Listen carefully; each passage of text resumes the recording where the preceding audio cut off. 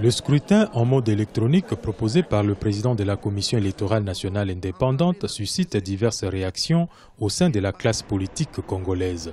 Si l'objectif visé est de minimiser les coûts des opérations et les temps de compilation des résultats pour une rapide publication selon la CENI, les opposants au régime estiment que c'est une manœuvre orchestrée en vue de favoriser la fraude et la tricherie. C'est quoi le vote électronique? C'est quand on emploie l'ordinateur de prendre la place de l'homme pour arriver à compiler les résultats et jusqu'au moment de les publier. La CENI est en train de préparer une dernière tentative de tricherie parce que le peuple a compris ce qui était fait en 2006, le peuple a compris ce qui est fait en 2011. Estimé à 1,3 milliard de dollars, les scrutins en RD Congo sont coûteux dans un pays où l'État peine à maximiser les recettes avec un budget estimé autour de 7 milliards de dollars pour l'année en cours.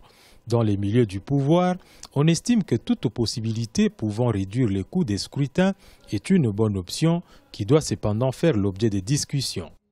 Dans cette période où la technologie, c'est elle qui guide pratiquement toutes les actions de tous les gouvernements, pourquoi s'empêcher? D'abord, ça va amoindrir le coût.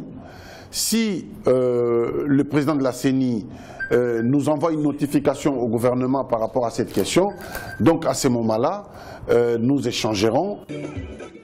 Le débat autour du scrutin en mode électronique est engagé alors que les opérations d'enrôlement dans les Kasaï ont été lancées ce mardi 12 septembre 2017.